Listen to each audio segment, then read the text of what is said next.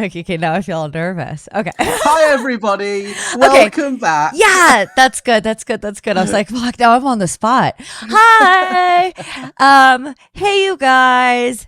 This is Ash and Alex Do Scientology, a collaboration between me, Ashley Richards, host of True Crime Light podcast. It's generally known as true crime comedy, but sometime we could talk about why I would like to change the genre name. Anywho, that's the podcast that you're listening to. If you're here on the That's So Fucked Up audio podcast feed, that's awkward. And also, this is a big collaboration between me and Apostate Alex. Hi, everybody. Thank you for tuning in. If you are watching this on my YouTube channel, go and check out that side.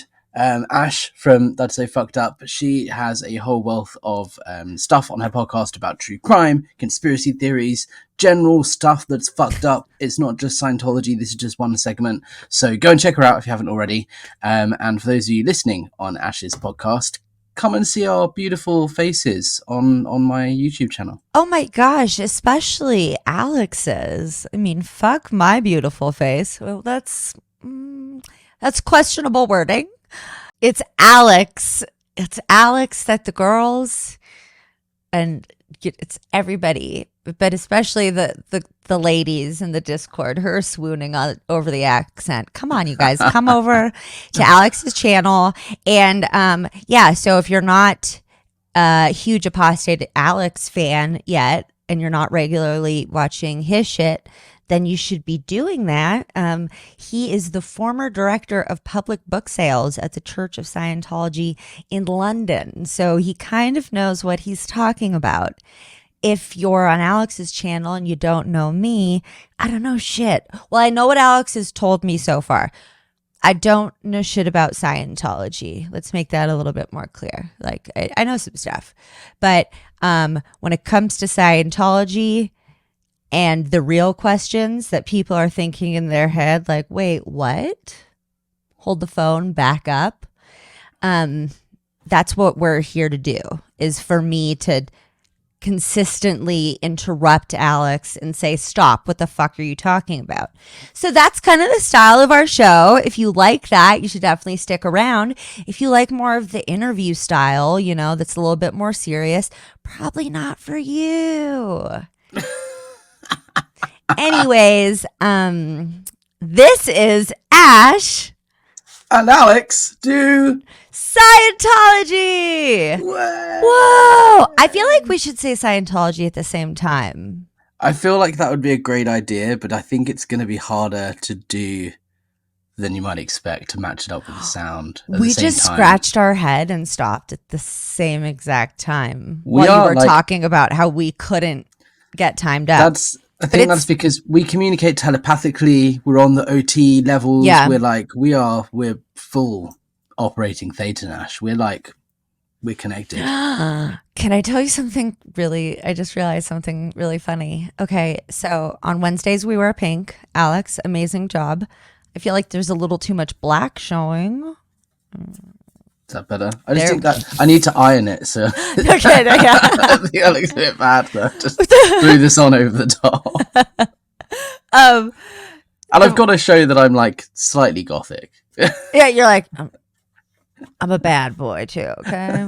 A bad one of the first times. No, I think it was the first time you and I talked. I told you that I was on my way to a pendulum show, and you were like, I just saw a pendulum. And for you, it was a pretty fun show. And for me, I ended up being at a rave with a bunch of naked toddlers on drugs. So that was awkward. But it's funny because I did wear this pink top thing that I'm wearing today. It's a little bit funkier. If I were to show off the whole thing, it's kind of got a Fifth Element sci-fi type of deal going on. Which, relevant. I mean, kind of how fitting is that? It's relevant. For Scientology. It's on topic. I love it. The reason we're talking about us wearing pink is because, hi, if you're here, well, you are here listening on a, well, you might not be, but if you are listening or watching on a Wednesday, then you might know that on Wednesdays we wear pink.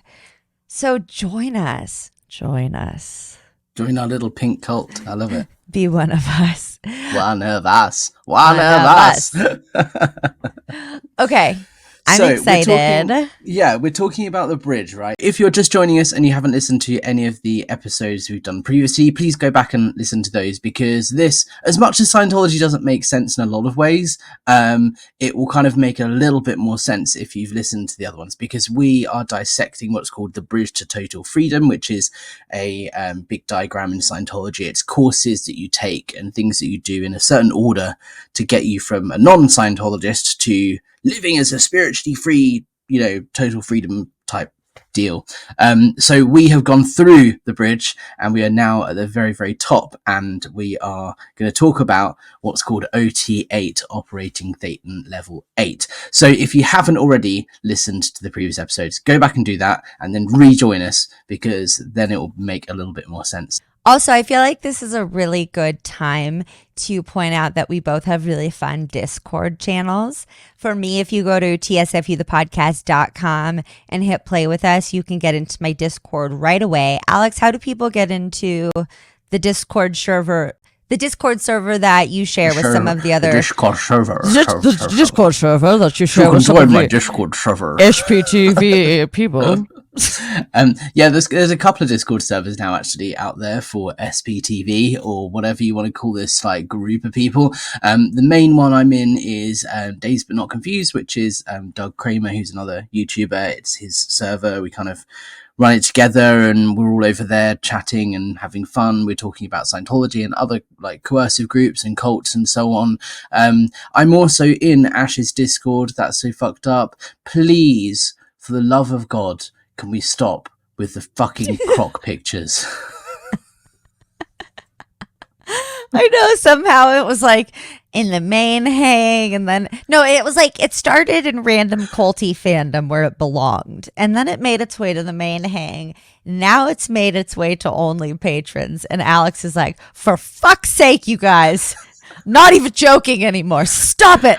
Crocs are just horrible. I think at this point I'm starting to find them personally offensive. I don't know why. They're just horrible shoes. Well, a weird shift happened where it started as like a joke about how terrible anti-crocs. Not anti-crocs. I'm an anti-crocker. I'm an anti-crocologist. It's because fuck. Somebody showed a picture in the Discord of these special edition Crocs that have actual toes painted on them. And on the back, it says, "Dogs are barking." And I said, how dare you put that in here without a trigger warning? Because they're the worst things I've ever seen. And then it turned into let's make fun of Crocs. And then it turned into like everybody being actually like, I actually like Crocs. These ones are kind of cool. And it is weird.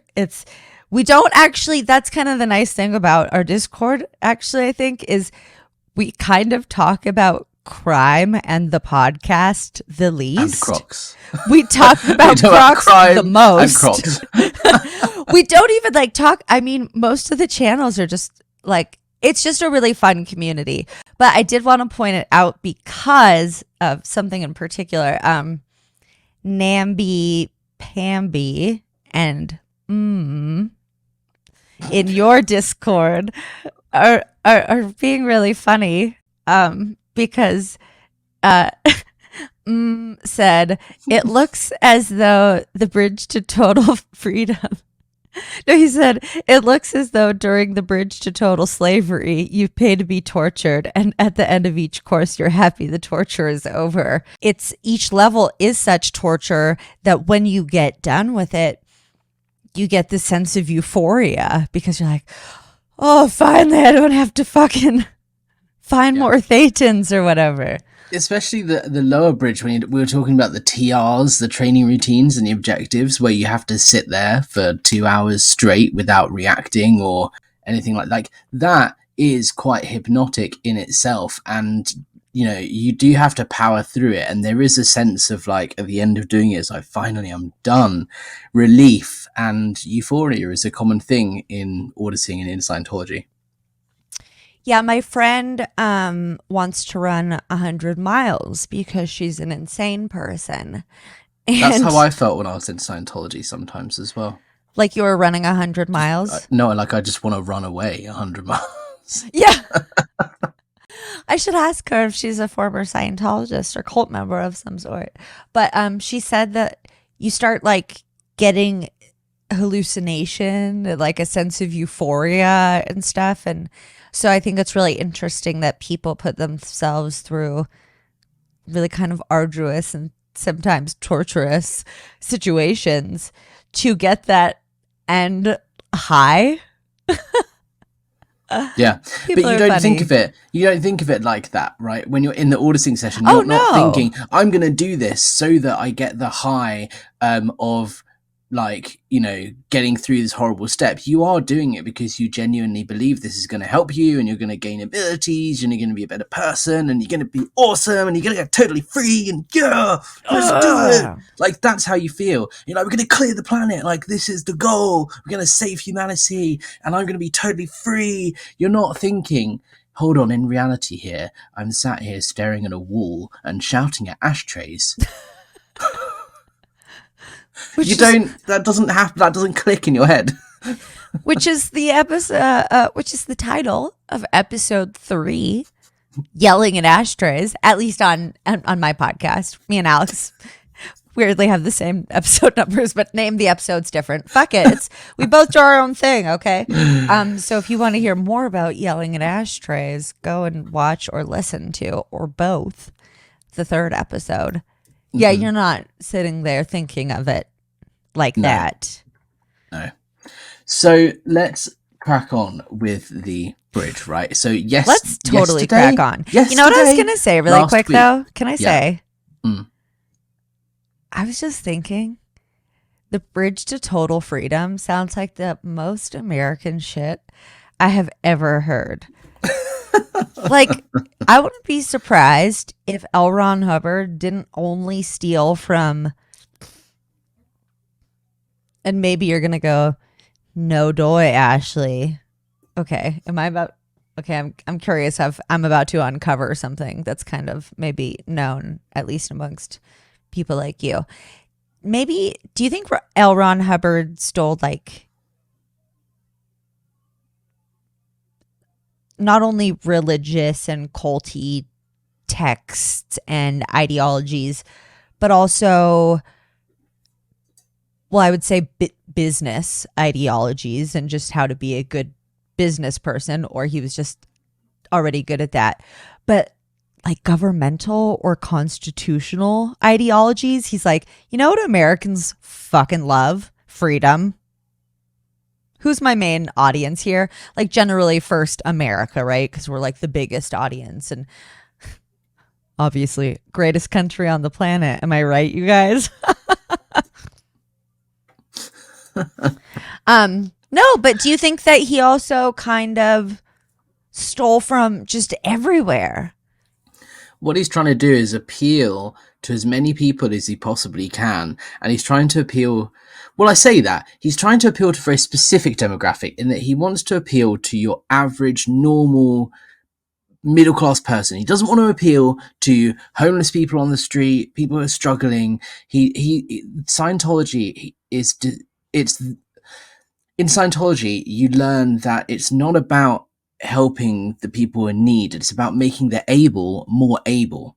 So Scientology is very geared towards people who have a bit of a life, who are looking for something more, that want to be better or want to be more effective or efficient, or want to be, want to improve their standard of living, right? So he will push any button, that's what it's called in Scientology, a button, that he can, right? So whether it's someone wanting to be free, someone wanting to communicate better, someone who wants to be a bit more confident, whatever it is, he wants to appeal to you and say, look, we can help you live a better existence. That's what Scientology is geared towards. So, you know, a lot of that does link into the American dream and freedom from oppression and living your own life your own way. Religious freedom, freedom of, religion of the Church of Scientology. Yeah.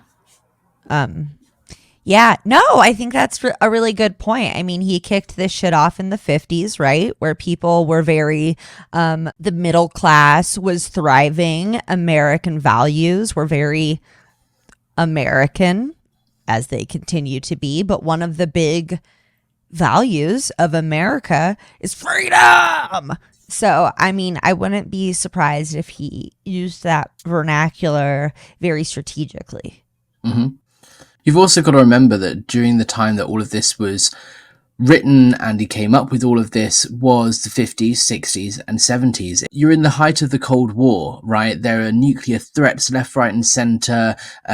People are living in the shadow of World War II, and there's a lot of progression and growth, but also a lot of fear that the apocalypse could happen at any minute. With the USSR threatening America and it being really tense. So there's a lot of fear, but a lot of kind of, we're not at war with Germany and Japan anymore. We're going to kind of do our own thing and we can thrive. But at the same time, there's this overarching fear. So that's the world that everyone was living in at the time.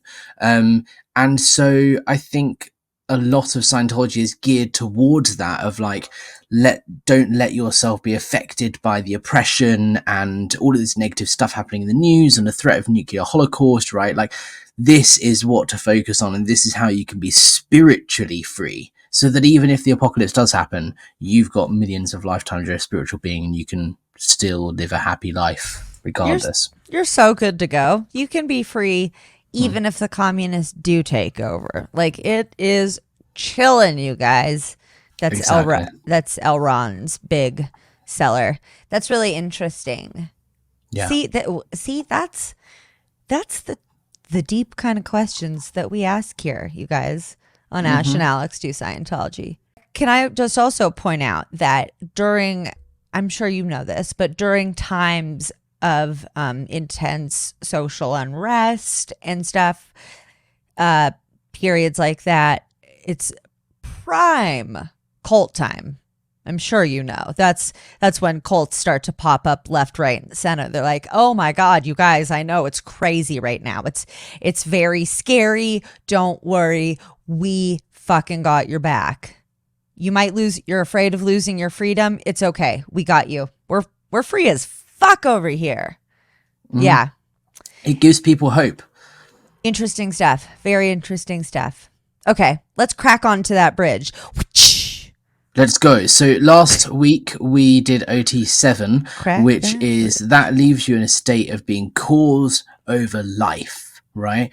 And for many years, OT7 was the highest level you can get on the bridge. They've released afterwards OT8. Now OT7, so you've done all of these, you've gone clear and you've done all these operating theta and OT levels and you're meant to be operating as a spiritual being here. And when you get to OT7, they say, so actually all of those OT levels that you've done already, they're actually pre-OT levels. Stop it. Again? They pull that card. I feel like they start pulling that a lot around level 6. Every single level on the bridge is like, well, now you've done this. Now you need to do this. But really, once they start saying you have body thetans, I feel like they keep tricking you. They're like, okay, we're going to get rid of them. Next level. Gotcha. You still have body thetans. Next level. Psych. Still body thetans. I feel like they're pulling a lot of that shenanigans now. They're like, oh, body thetans are gone. But guess what? Psych. You're not even doing the thing yet. Yeah, like, and that's where it comes with Ugh. OT7, right? You've gotten rid of all of your body thetans, and then, oh wait, there's more. And then, okay, you've got rid of them all. Oh wait, there's more. So when you get to OT7, you have actually got rid of all your body thetans, right? And they say, right, actually, those are pre-OT levels, because all of the OT levels up to this point are what's called negative gain, right? You're removing stuff to therefore make positive progress, because you're getting rid of your body thetans. So everything you've done on the bridge so far hasn't actually been about improving your ability or improving your existence. It's about taking away stuff to then leave you in a place where you can improve. Now you're a clean slate. Yeah, so OT7 is all of the OT levels up to OT7 are negative gain, and now you're ready for OT8, which is the first real OT level, because that's when you start doing positive gain shit. This is where you actually start adding skills and abilities rather than stripping stuff away. Sometimes I just catch my face at what you're fucking saying. Like, reel it in, Ashley. I know it sounds insane. It is. But I want to point out that it doesn't sound insane when you're in it, right? Or it might, but you're like, dude, I've been doing this for a couple decades now, and I'm a couple mil in the hole. So at least, well, I'm not going to stop now when I'm about to actually finally get some fucking superpowers and shit. Mm-hmm. Exactly. And this is the thing. You've already accepted that the Xenu story is real, and that there are these body thetans, and there is more to life than just us here on planet Earth. Like, in your mind at this point, you are so beyond any level of doubt, because remember, to get onto the OT levels, you have to be invited, right? And you're not invited to do the OT levels unless you've had a security check and you have zero doubts about Scientology. If you have any inkling of a little doubt about Scientology, they won't let you do the OT levels. So you're only at this point when you are fully indoctrinated and do genuinely believe that this is the way it goes.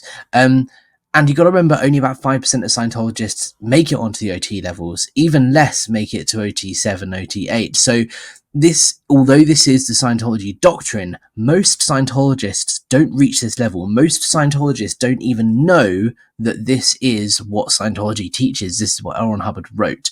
So it's kind of like the exclusive, like, upper echelons. Most people don't know. And so for those who do, the only people that do know this are going to be fully, like, Scientologists. So there isn't going to be a point in your brain where you're like, hold on, this is rubbish, this doesn't make sense, because you've already accepted everything up until this point.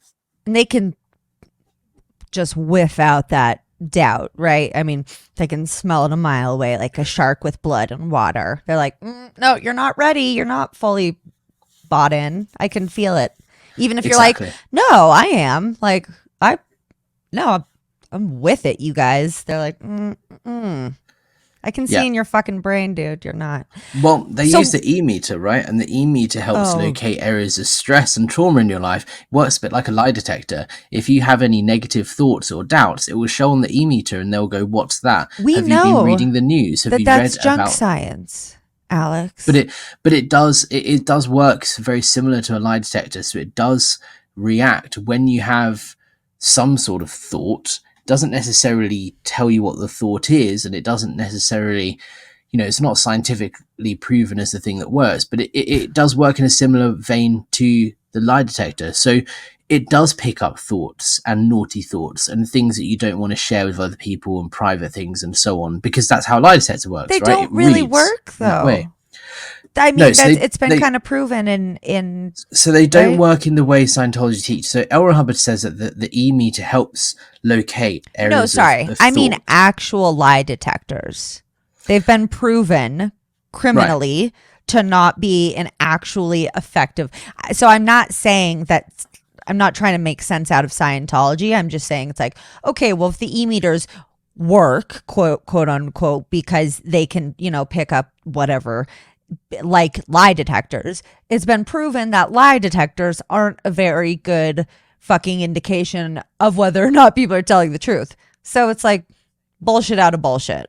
it works to some extent. It doesn't work in 100% of the time. It doesn't work in so the easiest way I can explain it, like I've seen it happen, right? I've been on the e-meter, right? And the e-meter is not doing much. It's kind of floating, which is where it just, let's not get into it too much, but it's not reacting. And then you think about something and the needle moves. I've seen it happen. It does 100% do that, right? So in that sense, it does work. There is some correlation between what you're thinking about and what the needle does, right? But I think that's the extent of it. There isn't any way of establishing what that thought was. There's no way of establishing whether it's a positive or negative thought. So that's what I mean, and it's similar to a lie detector. There is proof the lie detector does react to some things, but there isn't any science to prove what those things are or how it works with the e-meter particularly.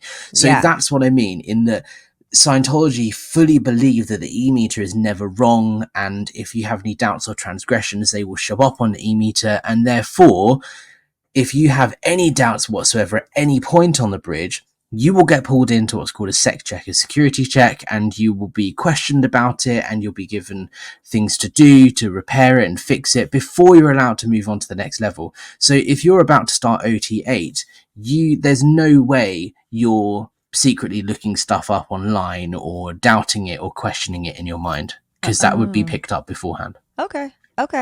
Well, I think before we crack on any further, as Alex would say, we should take another quick commercial break, and we'll be right back. Okay, hi.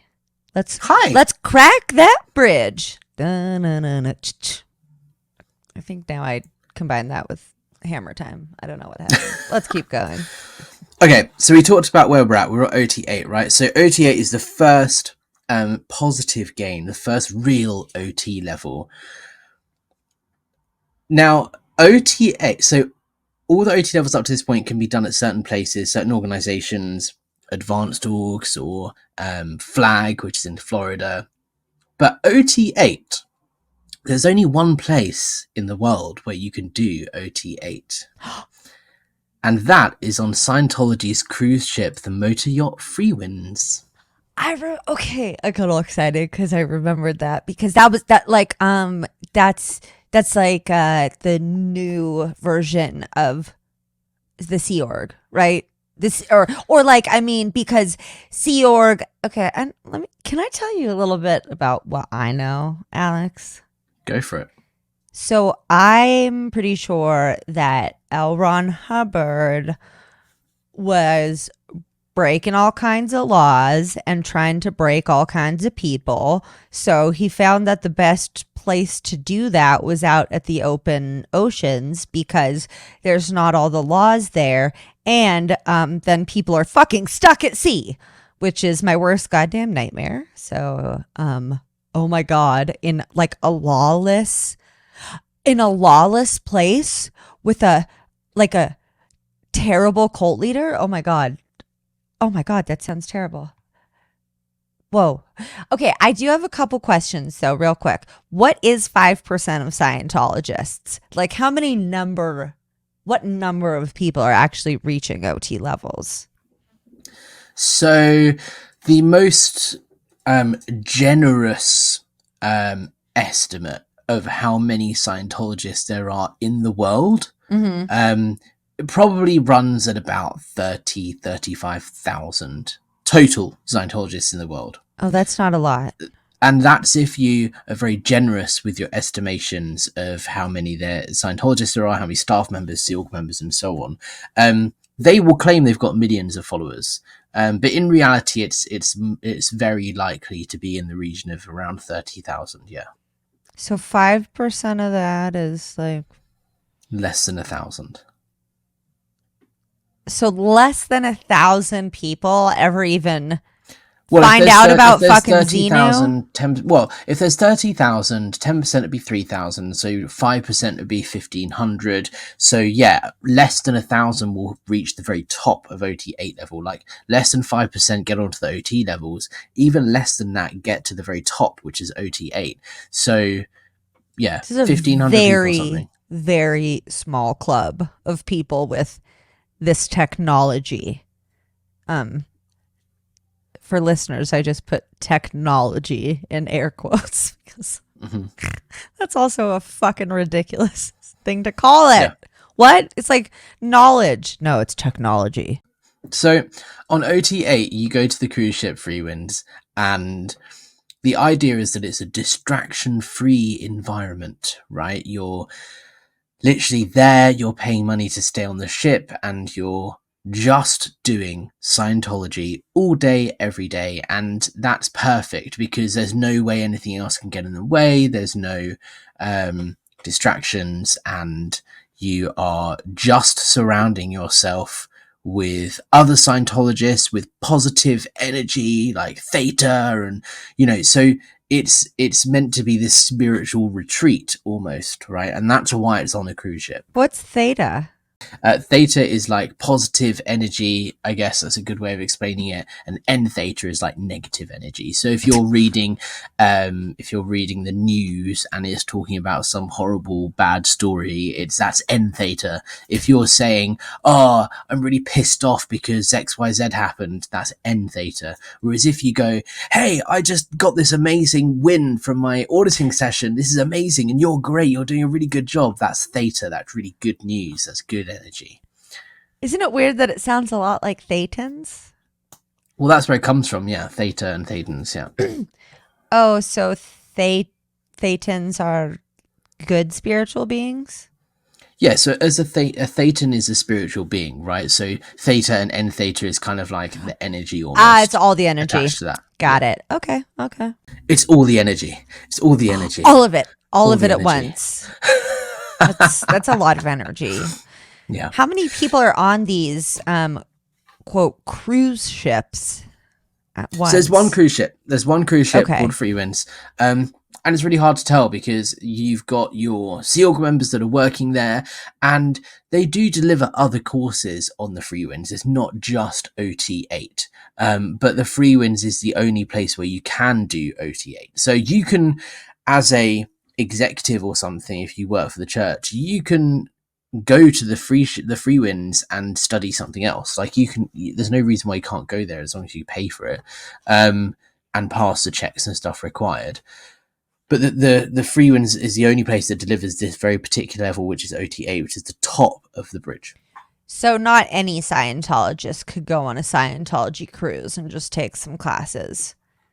I mean, theoretically, yes, but you would have to pass. It's the same as FLAG, which is the headquarters of Scientology in Clearwater. Mm-hmm. Theoretically, any Scientologist can go to FLAG and study there. It's meant to be the best of the best, the place where the servicing is delivered to the highest quality and highest standard. But in reality, they don't let just anyone go to FLAG or anyone go to the Freewinds. You have to pass certain checks to make sure you're not a threat or a risk and you're not linked to, anti-Scientologists or whatever. Like, you have to be a good Scientologist to be able to go to FLAG and to be able to go to the Freewinds. It's a privilege.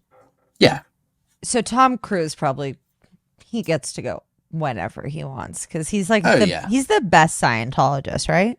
100%. He's he's in good standing for sure. Him and old Dave they're like besties, right? Yeah, so Dave Miscavige was Tom Cruise's best man, I believe. Oh, and his arranged marriage with Katie Holmes? Wasn't it arranged, kind of? Like, didn't they interview people to be his girlfriend?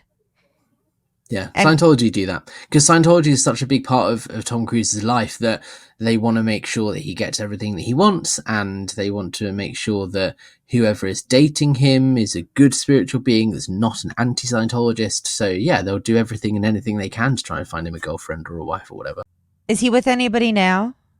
As far as I'm aware, no. There are rumours he was trying to date Shakira, but Shakira very quickly shut that down and said no.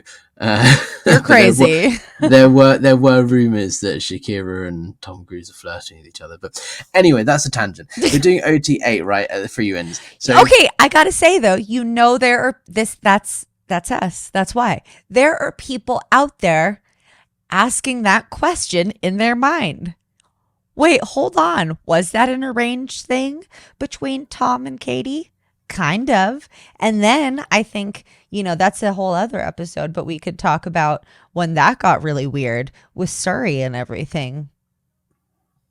Absolutely. That is There's another so episode, many different though. rabbit holes we can go down. We can do a whole episode on celebrities and Scientology if you like. That'd be fascinating. Yes. Sorry, I just got so So- excited. So to put this into context, right? If you're looking at the bridge, yeah, there are OT levels that go right up to OT level 15, right? Actually, on the bridge, OT 15 is the top. We're only at OT 8, so there are lots of levels after OT 8 that supposedly exist. They don't. Is the long and short of it. No, Yeah, OT 8 is the highest you can get on the bridge. Now, when L. Ron Hubbard died in 1986, he claimed that OT 9 and 10 have been written and they're ready to go. He claimed that he finished the bridge, right? And those courses exist. He wrote them. But he said you can only release them when this certain thing happens, right? The world isn't ready for it. So OT 8 wasn't released until after L. Ron Hubbard died, right? Because it had to be released after a certain point or certain criteria had been met. Unfortunately, OT 9 and 10 do not exist. He didn't manage to write them before he died. So he wrote OT 8, then he died. So they do not exist, right? Did you say unfortunately they don't exist?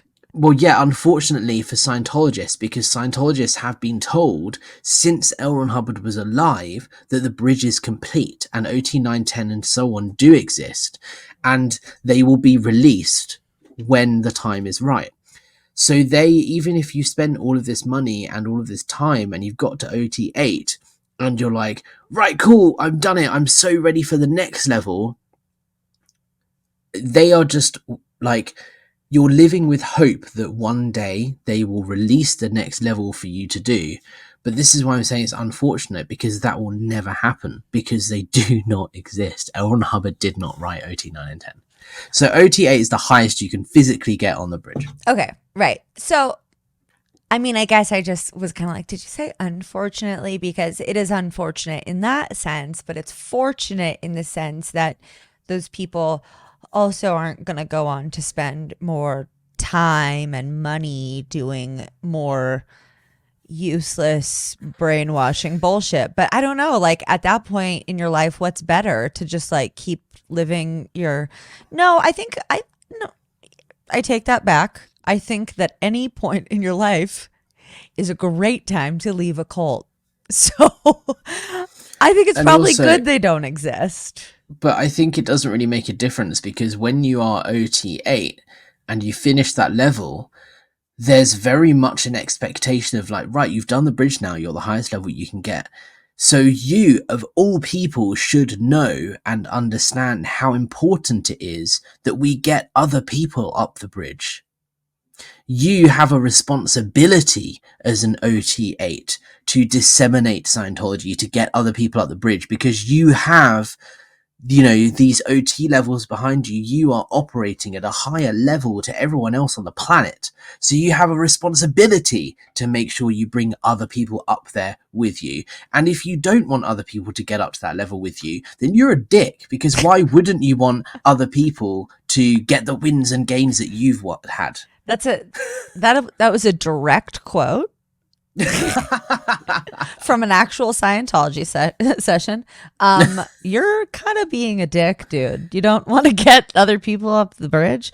Yeah. Okay, but so they totally redirect your focus. They're like, okay, well, you could keep trying to improve your own life, you selfish piece of shit, or you could help other people like a good OT operating Thetan. Okay, that makes total sense. I have another question. Didn't you say that he released OT 8 at some point after the first 7 came out? Yeah. So when did he release OT 8? I don't know the year off the top of my head, but it came out after he died. So L. Ron Hubbard died, and then OT 8 was released afterwards. Oh, that's like strategic, because that really makes them think that OT levels will continue to get released after he's dead. They're like, dude, Did you not see when OT8 came out? Are you stop being so ridiculous? There's also a level of protection because of what OT8 says and what it is, right? You are gonna fucking love this, Ash, right? Wait, stop. Hold on. Are you about to tell me? Okay. Well, you can't. No. We got to leave people on the edge of their seats. I'm sorry. Your people are like, Ashley, you dick. Actually, they're not, because you take out the breaks and you make me look like an asshole.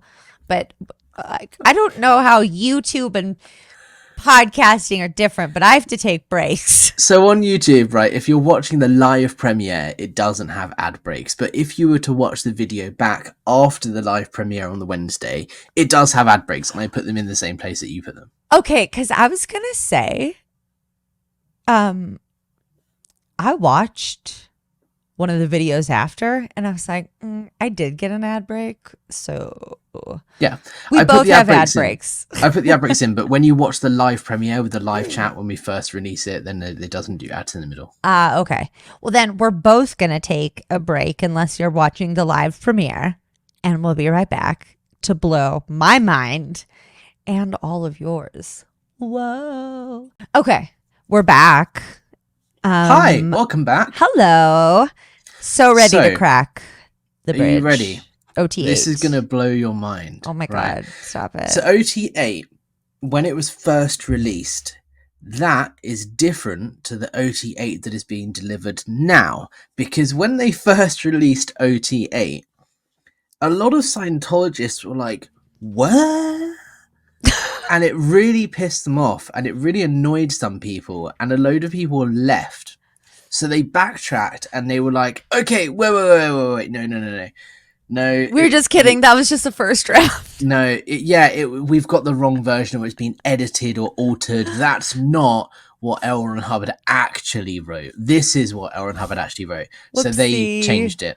But it's in L. Ron Hubbard's handwriting, like it is what L. Ron Hubbard wrote. And I'm going to read to you the original OT8, because the original OT8 is what is wild. Do you think he was also on acid when he wrote I'm going to redirect that question back to you, and you tell me what you think.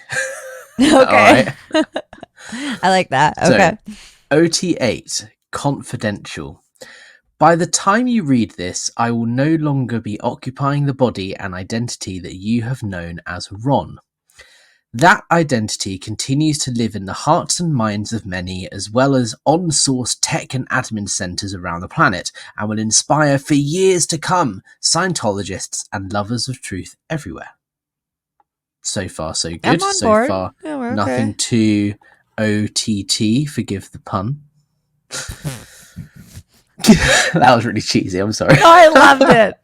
You down with OTT? No, you don't know me. What follows is a story that has been withheld for reasons which will soon be obvious until such a time as there were enough OTs that something could be done about it. That time is now. So what he's saying here is the reason this level wasn't released was because there needed to be a certain number of OTs before this story could be released, right? So he's saying that if you're reading this, that means there are enough OTs in the world that like we can actually do something about this story I'm about to tell you. Because if I release this story before we were ready, then all hell would break loose and shit would hit the fan, because there aren't enough people to actually do anything about this big trauma that I'm telling you about. That time is now. This big universal trauma, as it always is, right? Okay, zip it. It is not a nice or a pretty story, but I trust that having arrived at the OT8 course, you're all ready to hear it. You have undoubtedly heard pieces of data over the years that hinted at the greater untold reality of my mission here on Earth, but the story was never written nor spoken in its entirety due to security problems that have unfortunately always plagued this organization. It is only now that I feel it safe to release the information. Although the time is rapidly approaching when I will have no choice in the matter, the hour draws that near.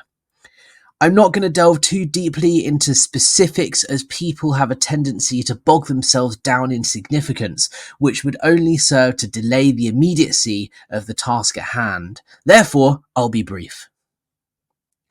Already he's not being brief, right? Because we're like fucking 2 pages in. I'll be brief. I don't know what 3 he's pages even later. talking about. I'm just This is the story. trying to follow He's along. basically just he's just rambling to explain why this is really important. And it's, yeah. Right. So, some 80 odd million years ago, Earth time, it actually dates to 78,395,042, but dates are a bit superfluous with this material. Plans were drawn by a group outside the MEST universe. Now, MEST is matter, energy, space, and time. That means the physical universe, right? So the physical world. Plans were drawn by a group outside the MEST universe for the eventual takeover of a good portion of this universe. Not a particularly large or imaginative crew, their exterior perspective, however, gives them considerable advantage over those time-bound beings of the MEST universe. Borrowing from earlier operations such as Helotribus, I don't even know what that means, they conceived an ongoing implant, some portions of which have been fairly faithfully rendered in parts of the Bible. This implant...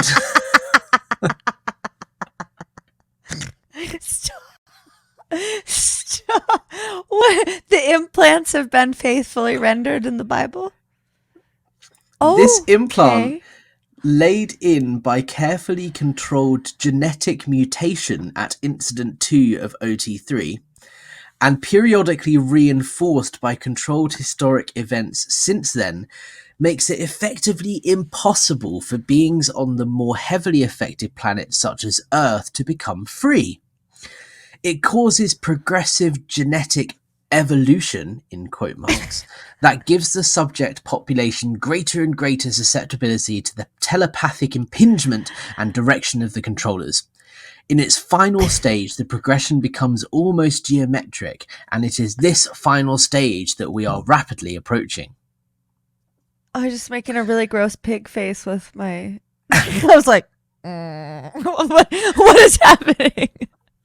I am going to skip a little bit because it goes into the weeds here, but I'm going to skip to the important bits, or the things that I think you're going to find even more fucked up, because if this isn't already fucked up, it gets worse. Wait, Are you ready? You're gonna make it briefer than the brief version that it already is. I'm Okay. summing up the summary. Okay. So, okay. No doubt you are familiar with the Revelation section of the Bible, where various events are predicted. Also mentioned is a brief period of time in which an arch enemy of Christ, referred to as the Antichrist, will reign, and his opinions will have his way. All of that makes for very fantastic, entertaining reading, but there is truth in it. This Antichrist represents the forces of Lucifer, literally the light bearers or light bringer. Lucifer being a mythical representation of the forces of enlightenment, the Galactic Confederacy, that you learned about on OT3. My mission, this is L. Ron Hubbard saying this, Okay. My mission could be said to fulfill the biblical promise represented by this brief Antichrist period. During this period, there is a fleeting opportunity for the whole scenario to be effectively derailed, which would make it impossible for the mass Maccabean landing, Second Coming, to take place. The Second Coming is designed, among other things, to trigger a rapid series of destructive events.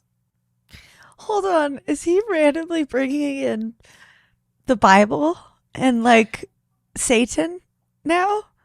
At every level of Scientology up until this point said that the Bible is just an implant. It is like this thing that you're told about and it doesn't actually make sense, and it's a way for these space aliens to control you. He is now saying, having said that the whole time, he's now saying that he is the Antichrist. Wait, he's saying he's the Antichrist? What is happening, Alex? This is OT8? OT8. My mission could be said to fulfill the biblical promise represented by this brief Antichrist period. He calls himself the Antichrist. Isn't the Antichrist bad? Well, what he's trying to say here is in the Bible, if you read it correctly, right? If you really understand it, the Antichrist, like Lucifer, means light bringer, right? So he's the one that enables the second coming, like this big change and so on. So actually, people think of the Antichrist as a bad thing, but he's basically saying that he is bringing on this second coming. He is the Antichrist, and actually the Antichrist is a light bearer. He is bringing about change, which is a good thing. So is he saying that Jesus exists? He doesn't specifically say that the Bible was true or accurate or anything at all. Up until this point, he said that the whole Jesus Bible story is actually an implant, right? That during this Xenu thing, you know, where the volcanoes and blowing up spiritual bodies with H-bombs and all of this, like, he's said so far that the whole Jesus Bible story and crucifixion and all of this is an implant that has been put into your brain by the Galactic Confederacy, by Xenu, as a way of controlling you, right? And actually that it's all bollocks. It's not true. It's an implant that is meant to make you react or behave in a certain way. It's a way of them controlling you. So he has said up until this point that the whole Bible story thing is an implant. It's not real. And now he's suddenly saying that he is the Antichrist. Yeah, that's intense. All of that. But hold on. I just want to point out, too, how much that goes back to what we were talking about at the beginning about it not only being very political and very American, because everybody, I mean, it's something like 80-85% of people in America believe in God. Most of those people are Christian. So, you know, you put two and two together. Most of those people are readers and knowers of the Bible. So obviously it would serve him to say, okay, you guys are all so familiar with the Bible and into it because the bad guys implanted that bullshit nonsense shenanigans into you.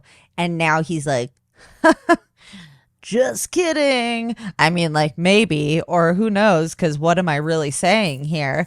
But actually, maybe the Bible had some truth to it because I'm the Antichrist, motherfuckers. Is that? And it gets worse. Stop Ash. it. Stop it. Stop it. Okay, keep going, though. Actually, wait. Before you keep going, I think we should take a commercial break. It feels like it. So let's do it. And then we'll be back to do it and do it and do it well. Do it well. Okay, we are back. We're ready to crack. Apparently, because you're going to get even crazier on me right now. So L. Ron Hubbard has just admitted that he's the Antichrist. The next paragraph. With the exception of the original Buddhism, virtually all religions of any consequence on this planet, mono and pantheistic alike, have been instruments to speed the progress of this evolution of consciousness and bring about the eventual enslavement of mankind. So that's what I was just saying, that he's just said that religion is a way of enslaving and controlling people, and Yes. all of them except the original Buddhism. Wait, so now he's also saying that Buddhism is cool? So this whole time he's been like, you guys, other religions are absolute bollocks.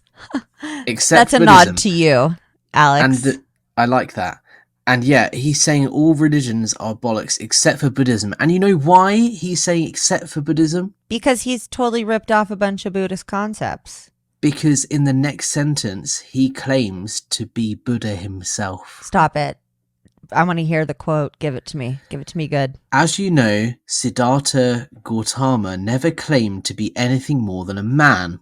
Having caught on to this operation, he postulated his own return as Maitreya, part of which prophecy will have been fulfilled by the passing of L. Ron Hubbard. So what he's saying, that in the Buddhist prophecy, right, Buddha claimed that he would come back reincarnated as Maitreya. Oh, okay. And what L. Ron Hubbard is saying here is that he is Maitreya. That he was Buddha in a past life, that he came up with Buddhism, and actually he's now come back, reincarnated as Maitreya, to finish the job. to finish the enlightenment process. He is Buddha reincarnated. But he's also the Antichrist from the Bible. But the Bible is bullshit. Up until now, he said the Bible is bullshit. So now the Bible is and not it's a bullshit. way of controlling. But now he's saying that he is the Antichrist. Therefore, that begs the question, but then in the does that mean the Bible is true? But then in the next sentence, he says that the Buddhism's the only real religion, but the Bible is kind of the basis for like a bunch of religions. I don't know, Christianity, Catholicism, fucking Judaism, Islam. So I don't know, call me crazy, but this sounds like it doesn't make a lot of sense, Alex. It doesn't make a lot of sense, Ash. It doesn't. That's not you. That is Scientology. What the fuck just happened? I loved it. You scrambled my brain. We're almost there. Oh, right? wow. Okay. For those of you whose Christian's toes I may have stepped on, let me take the opportunity to disabuse you of some lovely myths. For instance, the historic Jesus was not nearly the sainted figure he was made out to be. In addition to being a lover of young boys and men, he was given to uncontrollable bursts of temper and hatred that belied the general message of love, understanding, and other typical macabre PR. You have only to look at the history of his teachings, inspired to see where it all inevitably leads. It is historic fact, and yet man still clings to his ideals, so deep and insidious is the biological implanting. I just thought of the name for this episode. And Jesus is a pedo. So that was my first thought, but I might freak people out a little bit. So it's L. Ron calls Jesus a pedo. Yeah. Oh my God, we really are on the same brain. Oh my God, that is so crazy though. We really are always thinking the same fucking shit. I was like, I can't just say Jesus a pedo. Like people will... They won't even then there's listen me to being the like, episode. Jesus pedo. That's what Larry says. Let's not beat around the bush here. They're going to freak out at us, Alex. We got to make it clear that we're not saying that. Look, I don't know the guy. I don't know what he was up to. Okay. L. Ron Hubbard was saying that Jesus was a lover of young boys and men. He also said, I don't want to step on any Christian toes, but like, motherfucker, you don't have any Christians. I don't want to offend you, but you're worshipping a pedo. But no offense. But also, I'm not racist. I have a black friend, right? It's that sort of mentality. It's like, no offense, but you're worshipping a pedophile. Oh. But no offense, and I'm the Antichrist. But no offense. But no offense. But also, did you get a haircut? Because it looks, no offense, but it doesn't look great, buddy. It's like, yeah, that's really offensive, actually. Thank you. That was rude. What? Wait, but if you get to this level, you're not a Christian, bro. So he's like apologizing, like, hey, if you have like some Christian toes that I'm stepping on, sorry. But if you're at OT8, you would have already been sect checked to the moon and back to make sure that you don't believe in Jesus or that you're not a fucking secret Christian or whatever. Am I right, my friend? Well, this is where it becomes a little bit difficult because Scientology, although they claim to be a religion when it suits them, and they claim to not be a religion when that would benefit them. So Scientology claims to be a religion for tax exempt status and so on, and religious exemption and protection and so on. But they also promote Scientology as an applied religious philosophy that actually you can apply regardless of your religion. So if you think about what we've learned so far on the bridge, it has very much been about learning about you and yourself. And there hasn't actually, apart from the Xenu story, There hasn't actually been a creation story. There hasn't been anything that we've done that talks about God or, Jesus or any of this stuff. So actually, it is possible to get to a certain point as a Scientologist and still believe in another faith. Because if you look at it through this lens, Scientology is something you apply and do, and it's all about you. It's not contradicting a belief in a supreme being or another religion. It starts to get a bit tricky around the Xenu story, because Xenu on OT3 is kind of like the origin story, which contradicts the whole Adam and Eve thing. But it is possible to kind of look at it, I guess, in a way of like, well, Xenu is talking about this trauma of spiritual beings and so on, but it doesn't actually talk about how the messed universe of physical world was created. And it's just talking about this trauma that happened and how we as spiritual beings were kind of, traumatized and implanted in Instant 1 and 2. It doesn't actually talk about how we came to being in the first place, where Xenu came from. So there is a way you could interpret it if you're a Christian as saying, well, that fits in with the Christian teaching because Adam and Eve and God and that whole creation story must have happened before the Xenu thing. I'm not saying it's a lot of people. We're talking about a handful of people on planet Earth that have ever got to this level, right? Right. But it is possible to get to this point and still have somewhat of another belief. And this is basically where he is saying that you now have to be a Scientologist completely through and through because everything else is bollocks, right? And there's no way that you can be OT8 at the top of the bridge and be another faith. He is at this point saying you have to be a Scientologist and nothing else.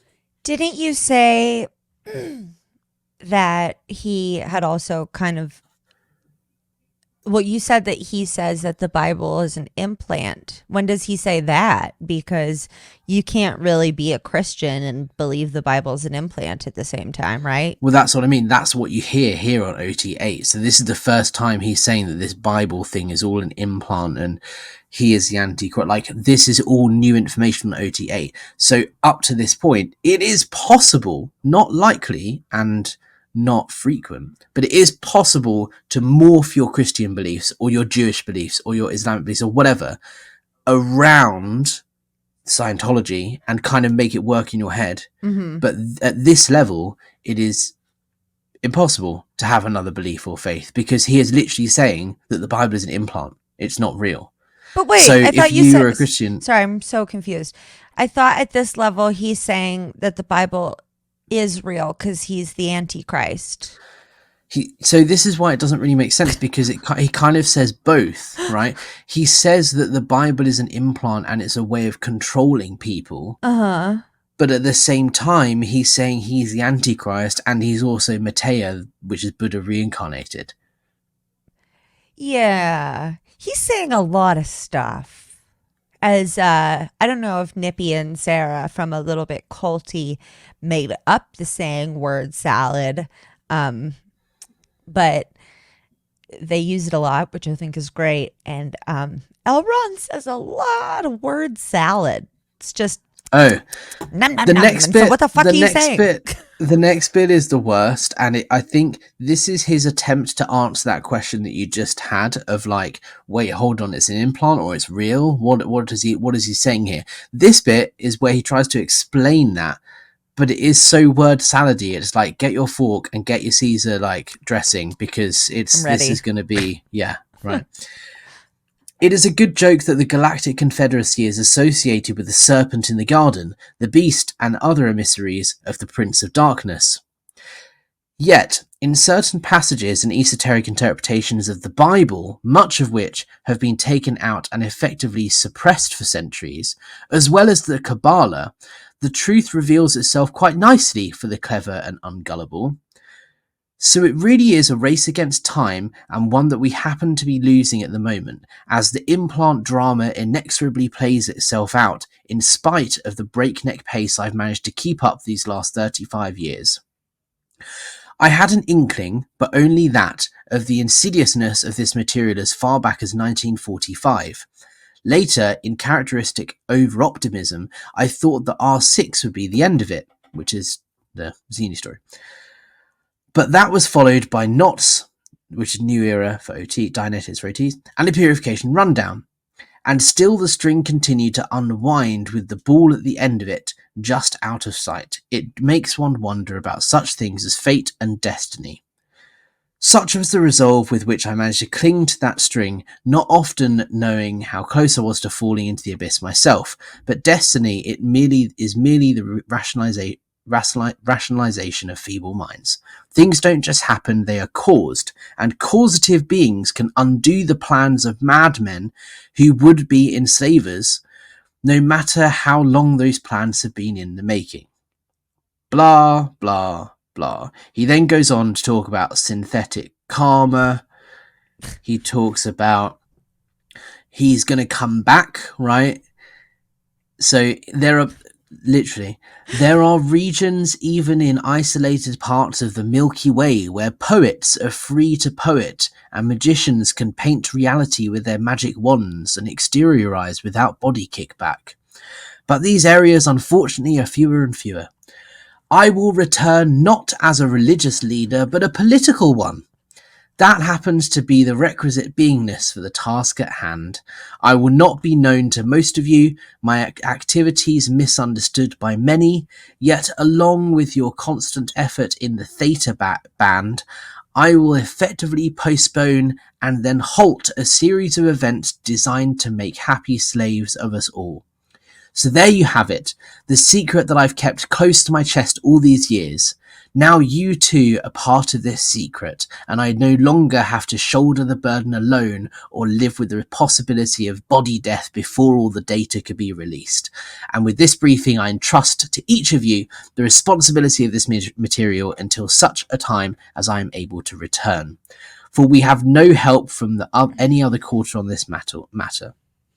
The handful of secret societies throughout history that have caught on to this game have long since fallen by the wayside or have been taken over and become instruments of the very menace they were set up to combat. Blah, blah, blah. Stop. There's more. How long is this brief memo? I'm not kidding. How many pages? He said he was going to keep it brief, dude. Like 3 pages. It feels like so much more when you're reading it. Oh, and I'm cutting out a lot as well. Blah, blah, blah. Blah, blah, blah. Yeah. So essentially... I'm tired. Yeah. My brain just went through a salad spinner, you know, when it gets all the water off the lettuce. Did it get mixed up real good? Whoa, yeah, is that it? Is that it? That's the gist of it, yeah. Oh my God, what just happened? Which I think brings it full circle, because we started this talking about politics. That's what I was going to say. And politicians. And he is saying that he's going to come back as a political figure. That's going to divide people. Maybe Donald Trump is L. Ron Hubbard reincarnated. Is that what Scientologists think? No. Okay. L. Ron Hubbard and Donald Trump were alive at the same time. There's no way. Oh, they were? Okay. Yeah, because L. Ron Hubbard died in 1986. I don't know. Oh, okay. I don't know when anybody... But I thought he died like way later or earlier. No, L. Ron Hubbard died in 1986. Yeah. Oh, okay. Man, I didn't even become a Thetan like out in the meta world. I never even had a chance to get technology delivered to me personally by L. Ron. I was a year too late. I was born in 87. Maybe you're LRH. Gotcha. And I'm about to fucking, I don't know, zap you. Whatever galactic orb overlords do. I am going to zap you to smithereens, Alex. Because now we're, okay, well, you guys listen. Everybody get a partner, wrap up, because we're all about to get a real bad case of pneumonia, literally life-threatening. We could all be on the verge of death by pneumonia right now. This is another thing to note, right? Is he said that when you hear the OT3 story before you're ready for it, you'll get pneumonia and die. Well, anyone that's listening to this episode who listened to the previous episode, we release episodes a week apart. So if you're watching or listening to this in real time and you haven't died of pneumonia, then that means, therefore, L. Ron Hubbard must have been lying. Stop it. Because you guys all heard the OT3 story before you were ready for it. So he must have just, I think, you know. He didn't lie about anything. How dare you? Get out of here. That is not why we're here, to talk about the lies of L. Ron Hubbard. So you agree that Xenu blew us all up with H-bombs in volcanoes, and not only that, Jesus was a paedophile and L. Ron Hubbard was Christ reincarnated. He was also Buddha in a past life, and he's going to come back as a political figure. No, but he was the Antichrist. He's the Antichrist. And Christ reincarnated? Both at the same time? He was the Antichrist and Buddha reincarnated. Did I say that wrong? It's okay. Yeah, but it's okay. I know there's so much. Like, how do you even say that right? Yeah, no, I'm buying it. I'm picking up what he's putting down. Every word you just said to me made total fucking sense, dude. Well, if you just write a check out to Apostate Alex for whatever number you can think of and add 6 zeros on the end of it, I'll give you OT9 and 10. You guys, that's an offer you can't refuse. That is a fucking generous deal. You better hop on that before that gets taken off the table when Alex and I get super famous pretty soon. So, well, on that political note, I think that's so crazy that we didn't even like start on that note, and then we brought it full circle on accident. It's almost Wild. like it's all planned. It's almost like we were climbing a bridge or something. I don't know. And also love how, like, the last episode we got to OT7 and there was one thing left on the bridge, and I was like, that's okay, let's not rush and do it, let's do that next episode. And we spent a whole episode on OT8. It's almost like I've thought this through in my head about how to tell this story, isn't it, Ash? He hasn't, you guys. Almost. He hasn't. I know it. I actually haven't. I make it up on the fucking spot.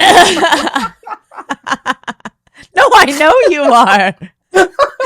You guys, that's how good at Scientology. Alex, that's how good at doing it. He is.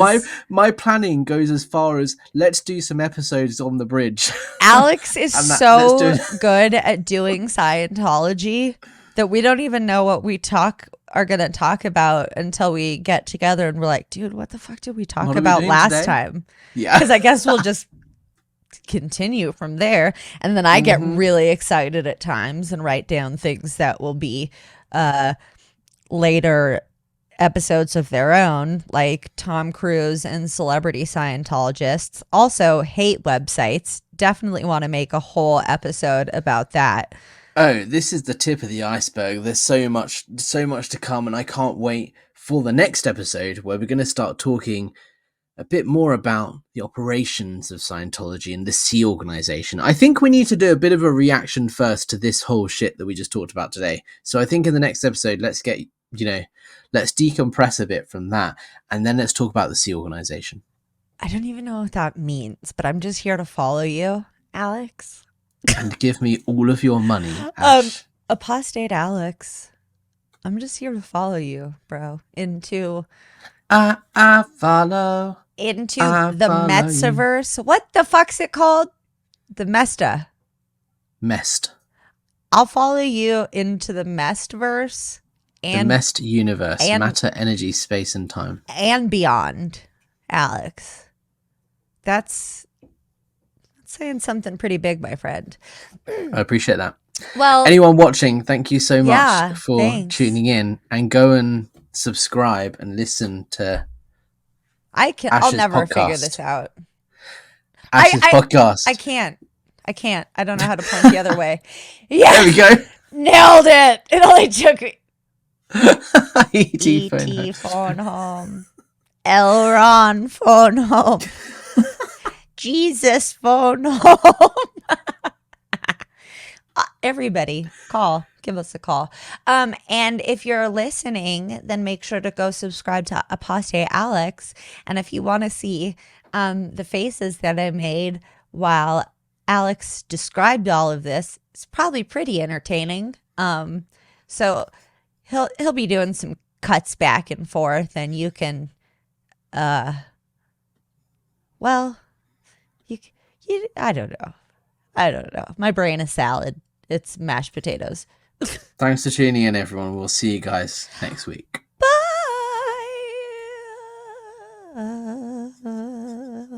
Bye.